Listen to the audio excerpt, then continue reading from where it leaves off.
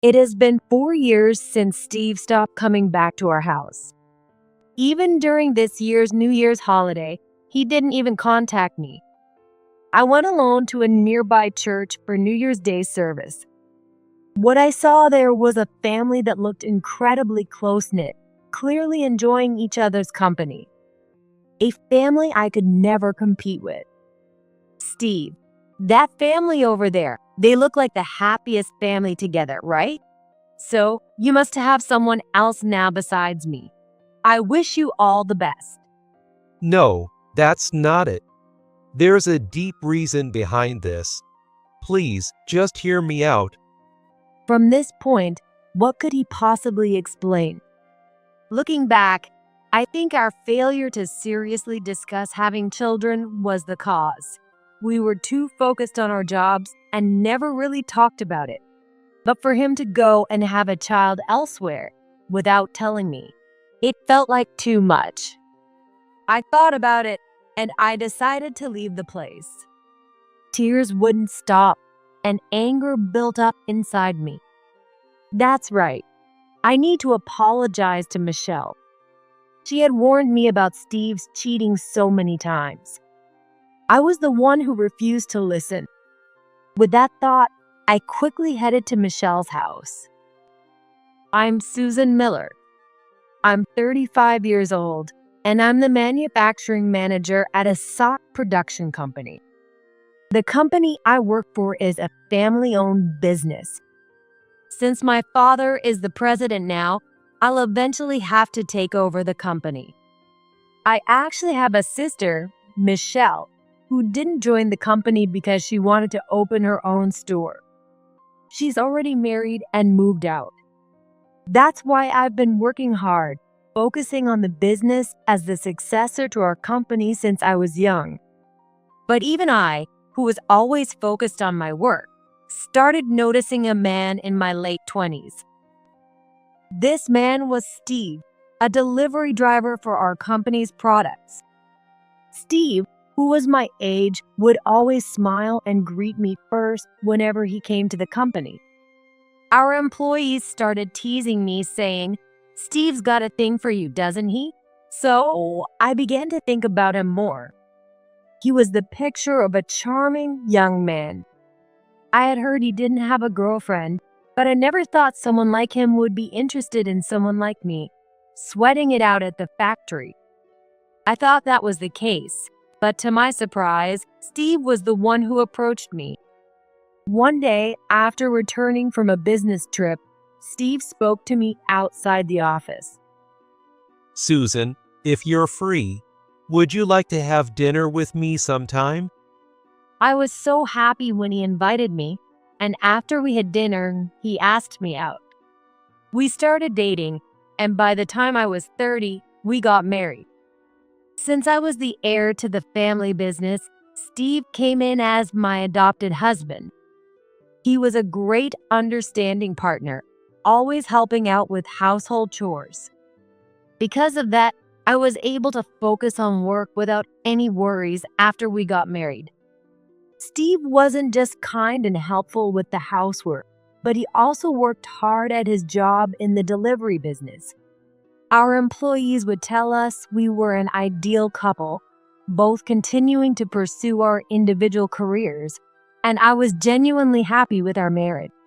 But a year after we got married, an unexpected change occurred in our happy days. This was about 4 years ago.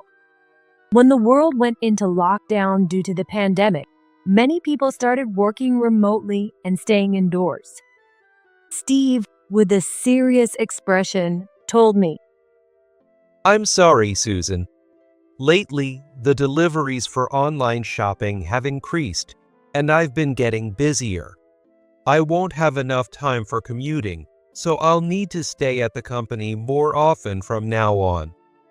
I hesitated at this sudden announcement, but I accepted it, understanding the situation. Well, our company's products are increasing for online sales too. I guess things will be tough for you. I'm fine, but don't push yourself too hard. Thank you. I'll try to find time to come home whenever I can. I know the company's busy for you too, and I'm sorry for the inconvenience. Oh, even if Steve's not here, I can manage the housework just fine. I had relied too much on Steve until then, but I didn't want to cause him any extra worry, so I decided I needed to do my best as well. So, after Steve started staying at the company more often, I threw myself into balancing work and household chores. Because of that, I became so pressed for time that I often ended up not contacting Steve. Still, in the beginning, Steve would frequently call or text me, and there were still many days when he would come home. But over the course of a year, that frequency started to decrease, and after 2 or 3 years, even when I reached out, I wouldn't get any response. He only came home during the first year for holidays like Christmas and New Year's. And now, Steve has completely cut off contact. My parents even started worrying, asking if everything was all right. My mother said that if only we had a child, it would have been better. And that's when I had an epiphany. That's right. Maybe it's because I've been so consumed by work that I didn't pay enough attention to Steve. As a couple, we should have discussed having children properly. If the gap between us grew because of that, I at least want to meet Steve and apologize. But Steve hasn't come home, nor has he sent me a single message. Could it really be that I upset him so much? Feeling anxious, I went to Michelle for advice. Michelle has been married for 10 years now, so she's an expert in home life. That's why I often turn to her when I'm in a bind. I started to explain everything that had happened with Steve over the last 4 years, but for some reason, the moment I mentioned his name, Michelle's expression changed. Michelle, what's wrong? Just keep talking. You'll see. With her urging, I continued. About 4 years ago, Steve started staying at the company because work got busy. But recently, even though things should have settled down, he hasn't been coming home and he stopped contacting me. I'm worried something's happened. Did you actually confirm that Steve was staying at the company? Michelle responded in a stern tone. What do you mean? Are you saying I need to confirm if Steve is really staying at the company? She sighed, as if she couldn't believe I hadn't figured it out. Was she trying to suggest that Steve was lying? Her attitude made me feel irritated, and I snapped back. Michelle, do you suspect Steve of something? You don't think he's cheating on me behind my back, do you? There's no way Steve, who's serious and kind, would deceive me. Then Michelle seemed to prepare to confess something she had been keeping from me. You know, I didn't want to hurt you, so I kept quiet, thinking you wouldn't understand. But she then started telling me what she had seen 4 years ago. At that time, Steve, who was delivering products to Michelle's shop, was seen multiple times getting close with a female employee in her first year after high school behind the store. The female employee's name was Emily Anderson. At first, Michelle didn't believe it, but over time, it seemed like they were starting to pay attention to each other. Michelle once confronted Steve about it, but he brushed it off, saying, "I'm married, that's impossible. You're just overthinking it." Then, shortly after that, Emily left the company. When she resigned, Michelle tried to ask her about her relationship with Steve, but Emily deflected with, "What are you talking about?" To cover up the situation, Emily claimed that she had to leave to take care of a parent who was seriously ill, and Michelle couldn't get any clear answers about Steve. Even after hearing all of this, I couldn't bring myself to believe Michelle. Emily must have been uncomfortable with the accusations, and I couldn't blame her for feeling that way. But still, Michelle was suspicious of the relationship between Steve and Emily, though her evidence was vague. What upset me more than anything was how quickly Michelle had jumped to conclusions just based on a vague feeling.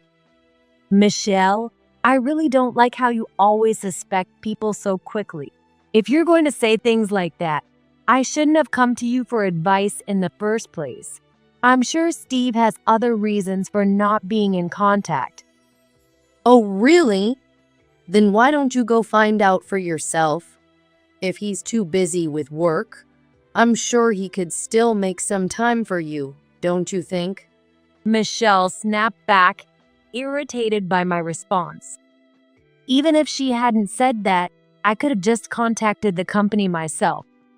I left the conversation in silence, showing my frustration. There's no way Steve would be cheating.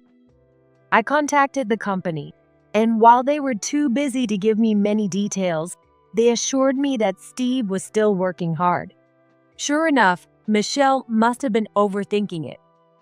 However, even during this year's New Year's holiday, Steve didn't come home.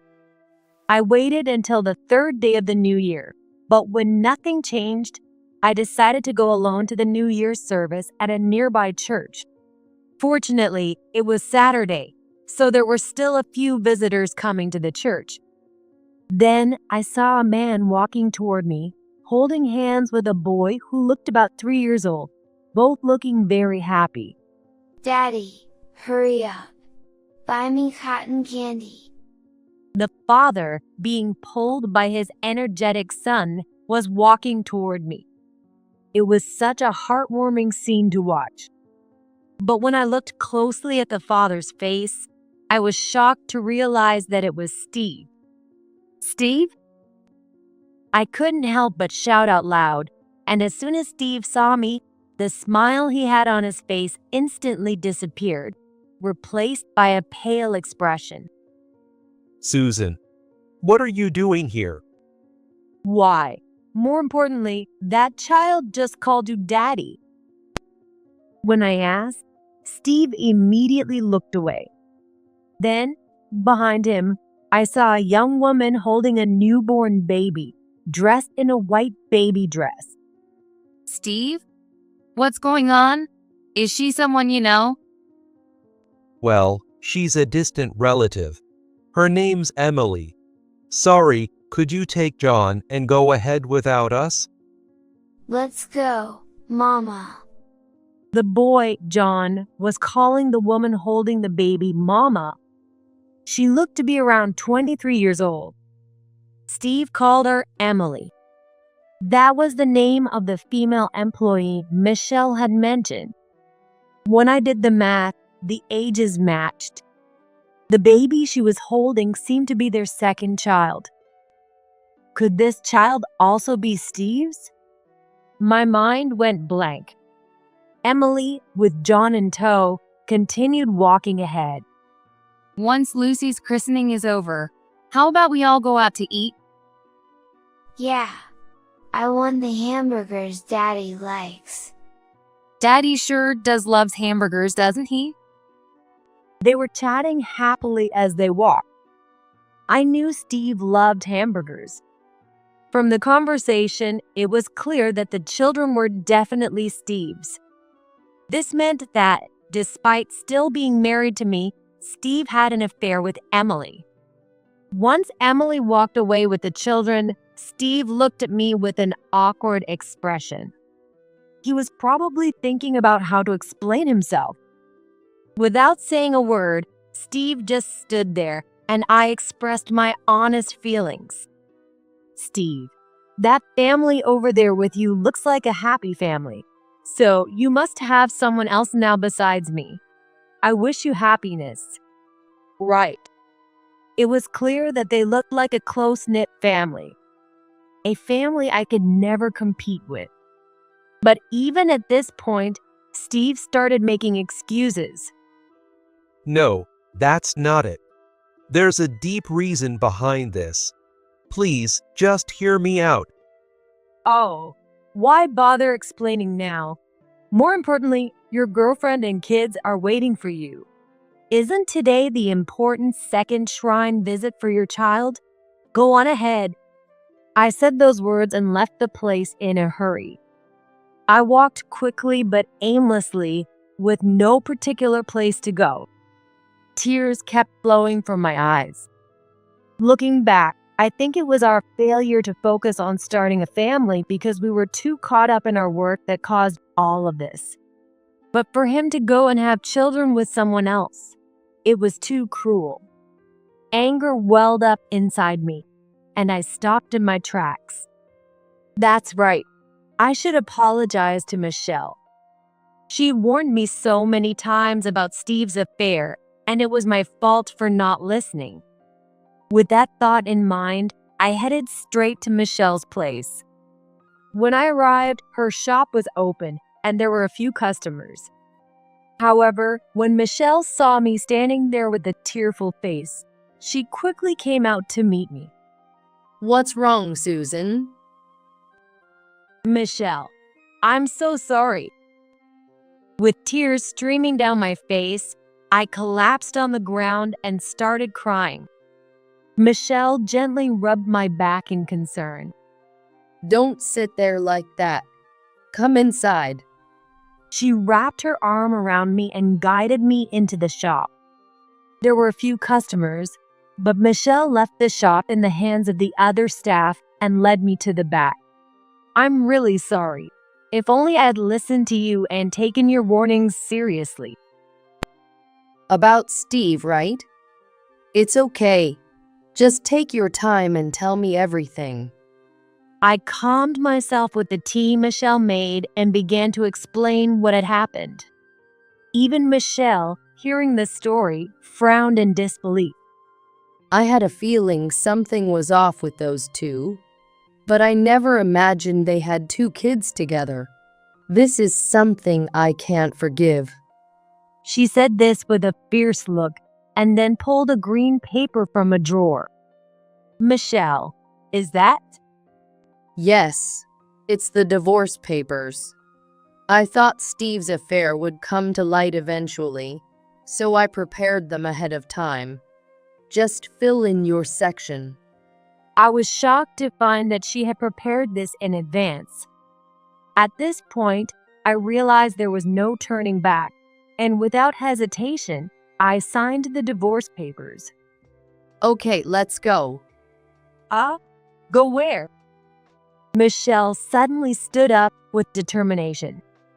She quickly put the signed divorce papers into her bag and, without a word, grabbed my arm and pulled me outside.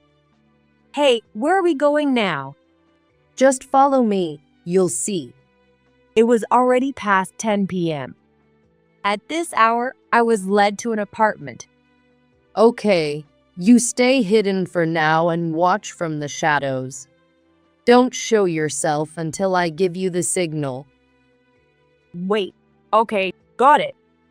It seemed like Michelle was planning something, sending me video calls through a messaging app to update me on what was happening inside.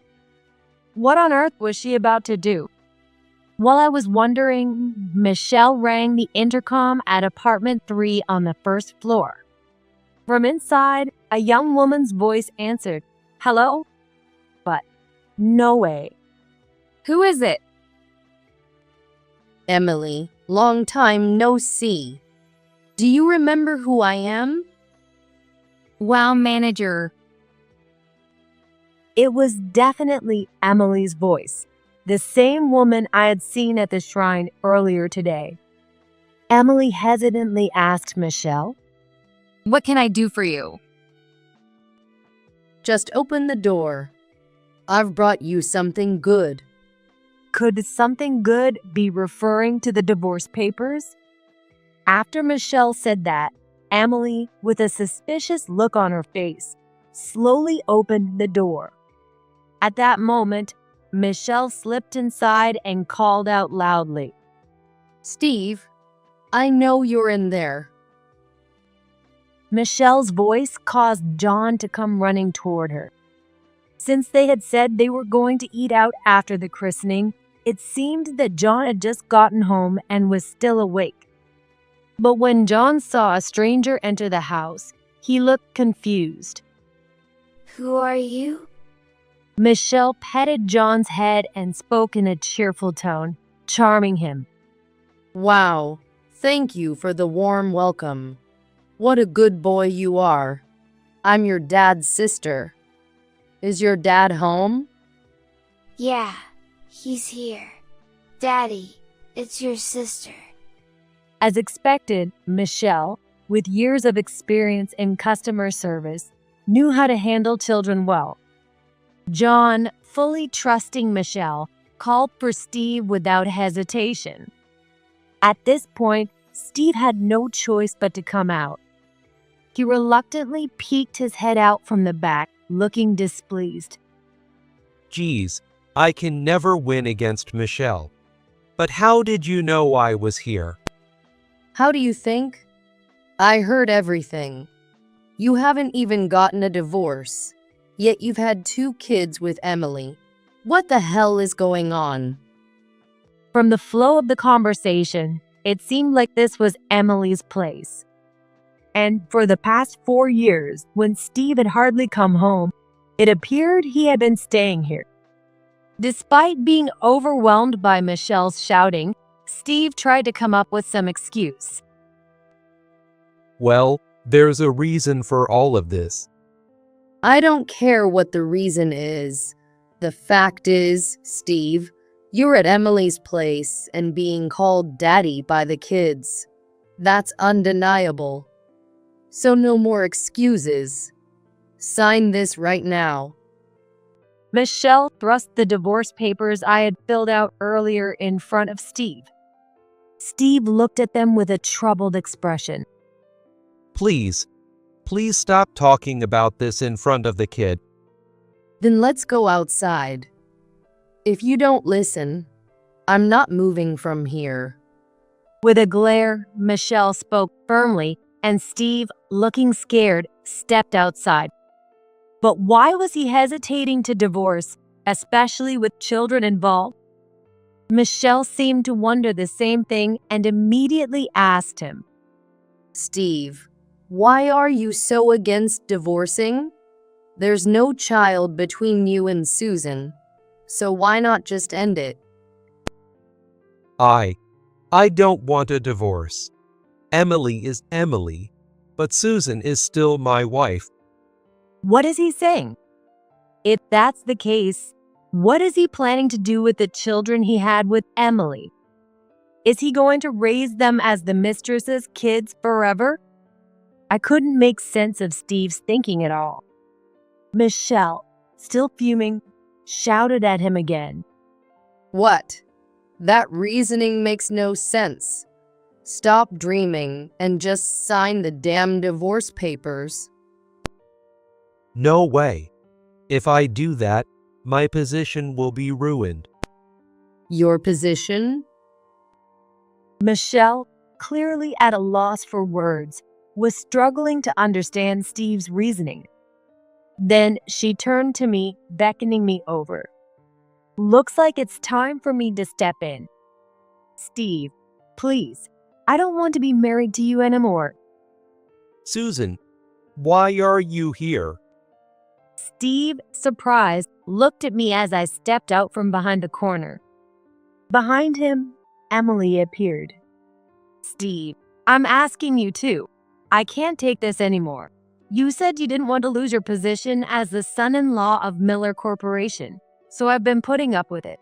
I thought just being with you would make me happy, but now I can't stand it anymore, especially for John and Lucy's sake. Emily spoke with tears in her eyes, and both Michelle and I couldn't help but exclaim, "Huh? Steve, don't tell me you married me for the money?" Oh no. It's just that all my friends said they struggled financially after they got married. I mean, money's necessary for living. I was dumbfounded by Steve's childish reasoning. Was the deep reason just that he wanted money from me while being with Emily emotionally? It made no sense at all. Then Michelle exploded with anger. You Don't you dare look down on Susan. I won't forgive you. Now, sign it, or I'll seriously get mad. And what about you, Emily? Are you just going to let him do whatever he wants, thinking it's fine as long as you're together? What kind of future are you setting up for those kids? Oh, Michelle. Okay, I'll sign it. I'll sign the divorce papers, so please, don't be so mad. Steve, completely overwhelmed by Michelle's fury, quickly agreed. Emily, scared, clung to Steve's arm. I'm sorry. I love Steve, and I just wanted to be with him. Even high school couples today wouldn't act so recklessly, following their emotions without thinking of the consequences. Anyway, after much effort, I finally managed to get Steve to sign the divorce papers. As for the alimony and other matters related to the affair, I decided to consult with a lawyer later, and I immediately submitted the divorce papers the next morning. A little while later, Steve showed up at our company. He started yelling loudly at the entrance. Is Susan here? What the hell did you do? You've ruined my life, Susan. The loud noise, louder than the factory machines, made me and the employees come to the reception area. Some of them looked around with puzzled expressions, clearly wondering what was going on. I approached Steve and asked him what was happening. Don't play dumb. You reported to my company that I've been cheating for the last 4 years, right? Then the president got mad and fired me. You know how strict our company is with these things, right? Well, I suppose no company would overlook issues involving an employee's personal life. But hearing Steve blame me as if I had betrayed him, I sighed in disbelief. Hey, you didn't report to the company that you had a new family after your divorce. There are procedures for insurance and benefits when you have children. Because you didn't say anything, the president contacted me directly to ask what happened. What else was I supposed to do but tell the truth? Why didn't you just say it yourself? When I confronted him, Steve mumbled his response. Well, if I said anything, they would find out I've been cheating for 4 years. Everyone at the company burst into laughter at his ridiculous reasoning. It was only a matter of time before it all came out, and he was bound to get fired. Steve had worked for a shipping company that was one of our business partners, so I had a long relationship with the president. If he made me, the heir to a key partner company, cry, the president couldn't just stand by and do nothing. Steve didn't even seem to understand his own position. Normally, he should have known that acting impulsively would lead to consequences. But instead, Steve kept complaining to me. Because of you, I lost my job, and when I tried to turn to my parents for help, you told them about my affair. My dad is furious. He won't even let me cross the threshold. Even if I show him my kids, he won't listen to me. My ex-father-in-law was a serious, old-fashioned man. When I went to inform him about the divorce and thank him for everything, the whole extended family happened to be gathered, so everyone found out. My ex-father-in-law just stood there, his face bright red, arms crossed, not saying a word. My ex-mother-in-law, crying, apologized over and over for her son's behavior. Many of the relatives, like my ex-father-in-law, were firm and didn't tolerate dishonesty. They all said things like, "We won't forgive this," and Steve is out of the family, insulting him in front of everyone. At that point, Steve couldn't rely on his family anymore. But that wasn't the end of it. Desperate, Steve's family went to Emily's parents' house, hoping to turn to them for help.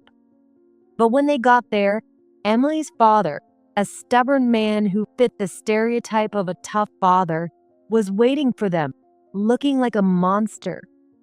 From what Michelle told me, Emily's parents had come to visit the store when Emily decided to work there.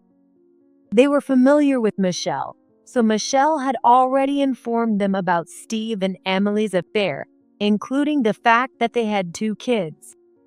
So, when Steve faced Emily's father, he was scolded severely, as expected. Emily's dad told me he wouldn't let me marry his daughter, and now I've been separated from Emily and the kids. I've lost everything. In the end, Steve paid me $20,000 in alimony, got fired from his job, and was abandoned by his parents, relatives, and even the woman he loved and his children. Looking at me with tear-filled eyes, Steve asked in a pleading tone, "So, you've come all this way, and now what do you want me to do?" Well, now that everything's ruined, I can't live without you. That's only natural, right? You made me lose everything, so you need to take responsibility. Steve's selfish reasoning made everyone around us burst into laughter once again. Stop acting like a child. How low can you go, blaming others when your own affair ruined your life? I thought back to when Steve was kind and sweet shortly after we got married. But maybe back then, he was only being nice because he was happy to marry the heir to a company. Realizing that, I firmly said, "I told you I'd have nothing to do with you from now on. So no matter how hard you try, I'm not getting back together with you. If you keep bothering me like this, I'll call the police." The police? Why?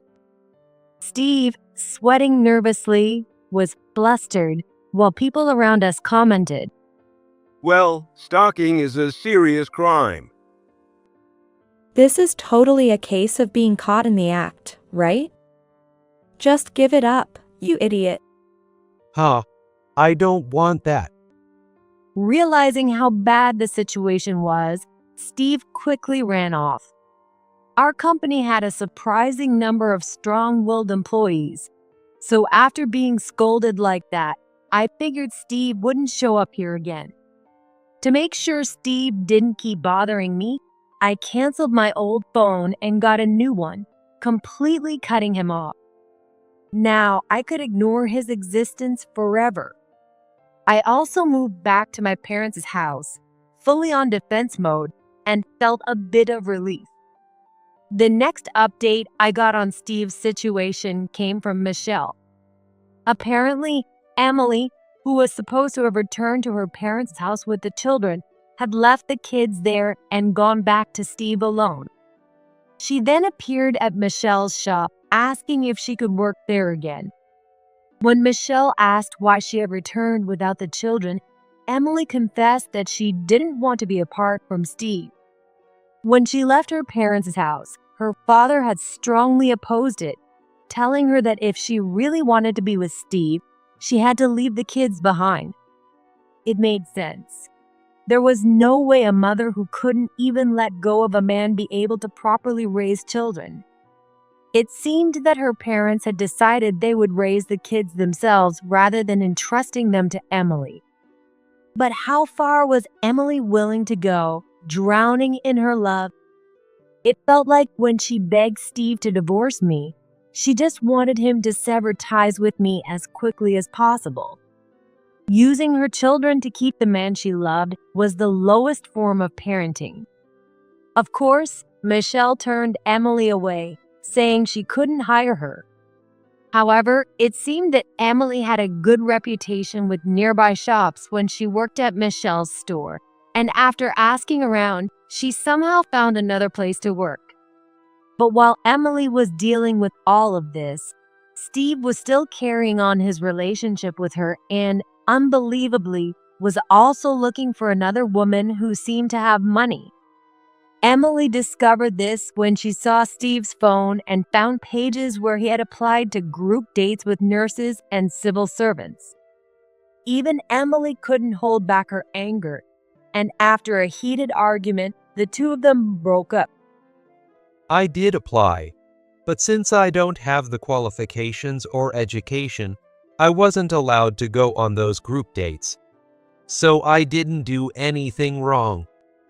Steve tried to explain himself to Emily. If he had just stayed with Emily quietly, he wouldn't have ended up alone again, but now he was probably feeling lonely. As for Emily, after breaking up with Steve, she couldn't go back to her parents' house here. They wouldn't forgive her, and she could never see the children again. Michelle told me all of this with a mix of laughter. Can you believe it? I heard from Emily's parents that they were really angry when they found out they broke up. Her dad said, "I never raised a daughter like that." But at least Emily's parents have decided to take responsibility and raise the kids. So there's some peace of mind there. I was relieved to hear that, but I couldn't help worrying about John and Lucy.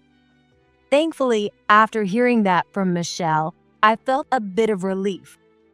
Still, Steve kept trying to find high-spec women, while Emily could never shake her romantic tendencies. In this economy, with times so tough, I couldn't help but wonder how they were going to manage living properly. That was what worried me the most. Meanwhile, I was still fully immersed in my work at our company. In fact, the sales from the products we listed on online shopping sites had been so good over the past 4 years that our company, which had been running at a loss before, was now making a profit.